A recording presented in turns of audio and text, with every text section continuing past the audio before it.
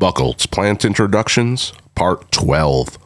I've bounced the ball with botanists before, and I think they tend to view nurserymen in a range between crafty whittlestickers, propagators, to rustic clod stompers, bushmongers, and I suppose I'm probably a blend of the two. What I know is that I go home at the end of the day dirty and tired, while the botanist goes home clean, but also probably tired. Even if I were looking at the same tree, I think the botanist sees something different than what I do.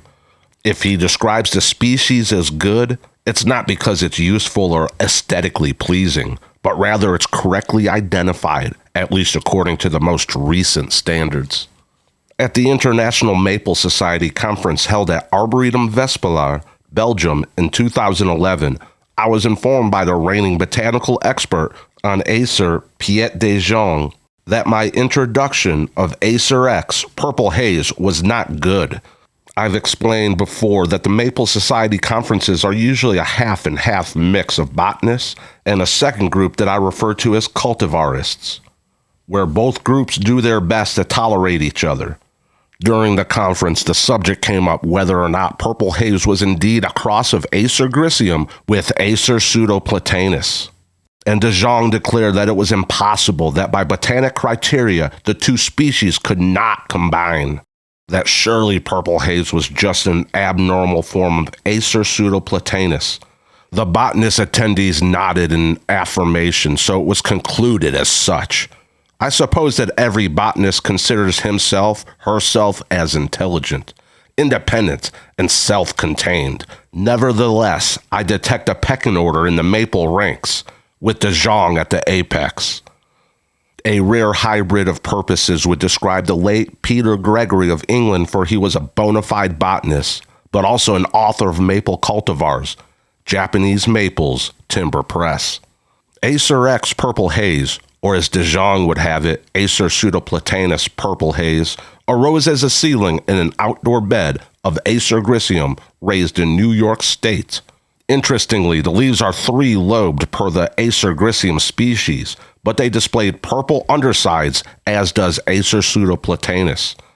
I suppose that it was an Acer griseum seed that was the recipient of the pollen, not the other way around, since it occurred in an Acer griseum seedbed. And it was certainly not an intentional cross. The seedling, maybe there was only one, I don't know, was given to me by Minnesota landscaper who was our customer for 10 years previous. And he specialized in rare and unusual plants.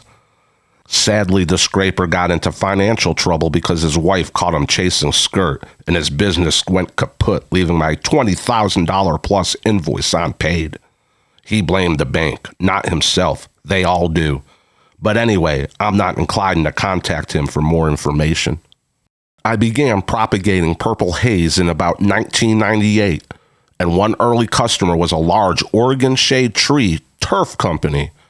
An employee of that company wanted to market the tree with a more commercial name, and after observing the leaves dancing in the afternoon breeze, the field road appeared to him as a Purple Haze. I liked the name too, and thanked him for simplifying our plant labels. Back to the nomenclature. Maybe de Jong is correct, and it is pure Acer pseudoplatanus. And maybe its inclination to produce trifoliate leaves was because it was snuggled in with its Acer griseum compatriots. But even if I was a world-famous botanist, I would still be reluctant to declare absolutes within the plant world. And by the way, notice the autumn foliage of Purple Haze? I've never seen an Acer pseudoplatanus color so boldly, so beautifully. Brian Humphrey in the Bench Grafter's Handbook calls Acer Purple Haze a remarkable hybrid, a cross between two sections, Trifoliata, Acer griseum, and Acer pseudoplatanus, Atropurpureum. Although not in the front rank of ornamental trees, when used as an intermediate stem in the double working technique, this hybrid has the ability to form a compatible graft union between the rootstock Acer pseudoplatanus and the scion Acer griseum. So far, these double-worked grafts have provided very high takes and appear to be healthy and sucker-free. One plant expert says impossible, another says remarkable. The same Acer griseum seedling grower, but at a different time, discovered another cross that appeared to be Acer griseum with the sugar maple Acer sacrum. Botanist de Jong summarily dismissed the possibility as well, stating that it was surely a variant-leaved sugar maple with no Acer griseum influence at all. It is a hybrid in the same two sections as is purple haze, and I knew at the beginning of my career that some growers of griseum, before seedlings were readily available, would successfully employ Acer sacrum as rootstock, but I never did myself. I have relayed in the past that Acer rubrum also worked as an Acer griseum understock. I sold a number of the alleged hybrids, all grafted onto Acer sacrum rootstock. Customers complained that trying to market the tree using scientific nomenclature was not gardener-friendly, but since the prospects were so wonderful, please give it a boost with a catchy trade name. I chose X Sugarflake, and everyone was happy, and I first began selling it as such in about the year 2000. We never did sell many because most of my market comes to me for Japanese maples, not the street tree, shade tree types who typically purchase from large, row-run companies at a lesser price. I didn't pursue greater sales at my small company size because I also grew nervous whether my hybrid designation was truly accurate. I hope there will soon come a day where scientific analysts can prove the tree's true identity. And I will apologize if wrong, but I'll gloat if I'm correct. My primary evidence is not trifoliate leaves as with purple haze, but rather the furrowed trunk, which de Jong has never seen because I have not seen such bark on a young Acer sacrum. Yes, I know that a mature sugar maple can display a gray, somewhat shaggy trunk, but not as a 5-year-old tree. What do you think? The late Ed Resick, 1924 to 2005, was a noted plantsman from Malvern, New York. I met him twice, once when he visited my nursery, and the second encounter was during a Conifer Society conference, which lasted 3 days. I regret that I didn't get to know him better because I found him to be wonderfully interesting and plant knowledgeable, but mainly because of his infectious enthusiasm for all things horticulture. If plants truly make a man happy, and especially if he has no commercial agenda or need to promote any botanical theories or points of view, as do many botanists, then I'm sure to be inspired by such persons. Besides, I value that their unique perspective is based upon joyful garden experiences. We have all met a few of these persons with dirt under their nails, and wouldn't the world be a better place if our main purposes for the day was to finally plant a special seedling selection into the cherished portion of the garden? Edward Resick was one of the founding members of the American Conifer Society. Resick's garden contained a towering pillar, Acer sacrum monumental, one of the most columnar of all plants, and he gave me a start when it was very rare in the trade. Actually, it's still very rare because I and others find it difficult to propagate. But anytime I list one for sale, even at a high price, it is instantly snapped up. Besides, the difficulty in propagation, in Oregon the needle spire, unlike the Resick's place, tends to boink out with lateral shoots, which must be pruned back to maintain its columnar integrity. In the Flora Wonder Arboretum, our specimens are above ladder size to maintain, and the project requires equipment rental or a costly tree service to perform. That drawback pales when you find it brilliantly aglow in the late October evening, and where the gardener receives just a minute of breathtaking glory before all fades into the dark of night. A curiosity occasionally occurred with Mr. Resick's garden, where sometimes his weeds included little mutant seedlings of the Norway maple, Acer plantainoides. However, the foliage was always crinkled, as if a normal Norway was suffering from some type of herbicide damage. He would give away these freaks to plant friends, and one plantsman called his curly lamp post. An excellent name, I thought, because it grew as a narrow pillar. Resick gave one to me a few years later, but since it was an individual seedling, it could not be the same as curly lamp post. I temporarily named mine Resick when I eventually propagated it. And oops, once again I sold or gave some away. Not too many though, because I found most scions to be hugely fat, and my one accomplished chip butter left the company a decade ago. My Resick also grew with a slow, narrow form, and I probably could have sold hundreds if I had them. A few years later, I employed a woman who had previously worked at Carlton Nursery, Oregon, a company that grew thousands of shade trees, in particular cultivars of Norway maple. She pulled out a similarly twisted individual, which proves that the species can get weird at times, and the plants person can have a bit of perverse fun with the trees. What's interesting about the Resick curly lamppost situation is that no Acer platanoids could be found near this garden. Ed Resick was really a conifer guy, though, and he dabbled sowing seed from named conifer cultivars. He particularly had fun with the progeny, often dwarf, of the slow-growing Chamaecyparis obtusa, nanogracilis. If they grew too fast, he either threw them out or used them as understock for other dwarf cultivars. He named one delightful miniature Maureen for his wife, a lovely woman who I met once, I think on a Conifer Society outing. Resick had no space in his small garden to observe and trial all of his findings, and so plantsmen such as myself were the recipients of his largesse. And what fun it was! One seedling that Mr. Resick gifted me was another child of Chamaecyparis obtusa nanogracilis, and it's quite possible that he raised a dozen or more that were similar. I grew my prize for about 15 years before I thought that I should propagate it. By then, it had developed into a more narrow and decidedly more dwarf version of its mother tree. I planted the original in the Atlantic section of the nursery, and quite a few customers have noticed and asked if it was, or rather could be, for sale. Of course it is. All my plants are for sale, or could be, but maybe you have to buy the entire nursery to get the one you covet. As with the Norway maple, I labeled it Resick for temporary identification, and well, you know the rest of the story. We don't sell a lot of Chamaecyparis obtusa Resick because few know how attractive it is. But for those who have seen it, they all want a couple dozen for their garden centers. You know, 10-year-old trees for $20 because they're only just 2 feet tall? As with most Chamaecyparis obtusa cultivars, we have propagated them via rooted cuttings, and also by grafting onto Thuja occidentalis smaragd, with the cutting-grown popules taken forever to reach salable size. Other plants from Ed Resick include a Pinus thunbergii Resick, but somehow it disappeared from the nursery after I took an early photo, so it's gone forever, I guess. Another conifer of note is Taxus cuspidata Resick's Gold, which we still produce, but I don't remember if I coined the name or not, which is embarrassing to have forgotten. I like the golden hue a lot, but sitting in the garden is important. In fact, all mine are greenhouse grown because it will burn in Oregon's humidless climate in summer.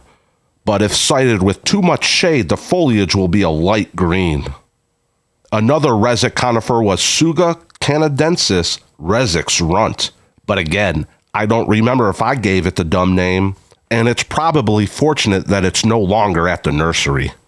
I have been the recipient of many plant gifts, coming from the multitude of generous nurserymen and hobbyists, and a few of them, the plants, have proven to be wonderful additions to horticulture's palette. Metasequoia glyptostroboids Miss Grace, detailed in Part 2, is one such example, and my small company has profited from the thousands that Buchholz Nursery has produced, in addition to even more from growers from around the world. I never could have imagined its success when I first opened the Scion package and despaired to find crappy-looking, bare winter sticks. Yes, I remember that day from about 25 years ago. In about 2002, I ordered 100 Acer macrophyllum seedlings from Drake's Crossing Nursery, Silverton, Oregon. The purpose was rootstock of the Oregon big leaf maple for the 2 cultivars that I produced at the time. Acer macrophyllum Seattle Sentinel and Acer microphyllum Kimbale and 100 seedlings was plenty because the species is not highly valued in the commerce because it grows too large. And moreover, it only succeeds in limited climates. I received the seedlings bare root in February, and they were potted into 1-gallon containers for the following summer's grafting. As they began to leaf out in late April, I discovered that one tree's terminal bud was throbbing with a deep, rosy pink color. It was so vibrant that I shouldn't say I discovered it, rather it discovered me. I think that even a blind person would have noticed, so I deserve no credit. Wow, look at me, it bragged. When it was old enough, I harvested scions and began propagating. And even though it was a wonderful selection, it is still an Acer microphyllum, so sales have never been strong. Now I graft about 50, once per 2 or 3 years. And my market is limited to the West Coast, USA hobbyists who have plenty of garden space. The original Acer microphyllum Mocha Rose is planted at the nursery at the top of the Blue Forest, near the company's truck loading dock. More than one driver, while waiting to be loaded, have climbed down from their high cab seats and lumbered out to more closely inspect Mocha Rose. One spring I happened to be near, and a gruff roughman asked, "What the hell's that tree? I've never seen nothing like it." Of course he hadn't, but I didn't offer to tour him to the other floral treasures in the nursery. Believe me, it's quite rare when truck drivers find anything of interest when waiting to be loaded. But Mocha Rose's color is so unusual in May that the viewer must think he's in a dream. And I also, every spring as well. My best friend's wife, Harriet Hatch, was visiting in May about 20 years ago, and we walked past my Acer macrophyllum seedling. It was about 12 years old at the time, and the pink cloud effect impressed her. I explained its origin, but it was yet to be unnamed. But I wish I could think of an appropriate name. I explained that the rose color lasted for months or so. Then with warmer weather, the leaves would evolve to a glossy light brown, not a burnt foliage brown, but a healthy looking color. It took Harriet only a second to offer, "How about Mocha Rose?" I knew immediately she had nailed it, and when she left, I hurried to make a permanent garden label. In hindsight, I reflect that Mocha Rose is a beautiful sound, but more accurately it should be Rose Mocha, since the pink color appears before the leaves transition into their late color. But I like the poetry of Harriet's name much better. An additional treat was when, for the first time, Mocha Rose produced hundreds of pale yellow flower panicles, while the rose-colored leaves were first developing. And then you can understand the impressions that stir up the otherwise bored truck drivers. The good news is that my late friend, Reuben Hatch, planted a Mocha Rose down the slope of his lakefront property, and now Harriet can stand at the edge in spring and enjoy the cheerful sight. And thank you, St. Harriet, for christening the tree. About 10 years ago, around 2010, a fellow Oregon nurseryman, Heritage Seedlings, introduced a variegated Acer microphyllum that his employee discovered near the scenic Sanum Pass in the foothills of Oregon's Cascade Mountain Range. The green, pale white markings are very sharp. And now I have an established tree at the Flora farm that fared well even after our 116 degree Fahrenheit, 47 degrees Celsius scorcher a few years ago. It burns less after each passing year, and I was impressed with its durability when we reached 108 degrees Fahrenheit just a month ago. I blogged about the so-named Santium snow 5 or 6 years ago, and the next day, friend and blog reader Dave Kemper was driving home. On a country road he has taken thousands of times when he spotted a variegated branch on a big leaf maple. Inspired by the blog, he brought in a gnarly portion, and we were successful with a few scions. I wonder, if I had not blogged about Santium snow, would have Kemper have ever noticed his variegated tree? It was named Meek, for the nickname of his wife Marieke, her Dutch name. Variegated Acer macrophyllums have been known for a long time, and De Belleux, an illustrated guide to maples, lists Acer microphyllum variegatum from 1893 in Germany, and says, old specimens of this cultivar progressively lose their coloring. I haven't grown Meek long enough to know if it will also. I hope the start I returned to Dave is growing well on his almost paradise property in Washington State, but if not, I should graft a few more soon, as I only have one stock tree left. If you are a specialty nursery or boutique garden center wanting the rare and exceptional plants your customers love, register as a wholesale customer on buchholznursery.com today.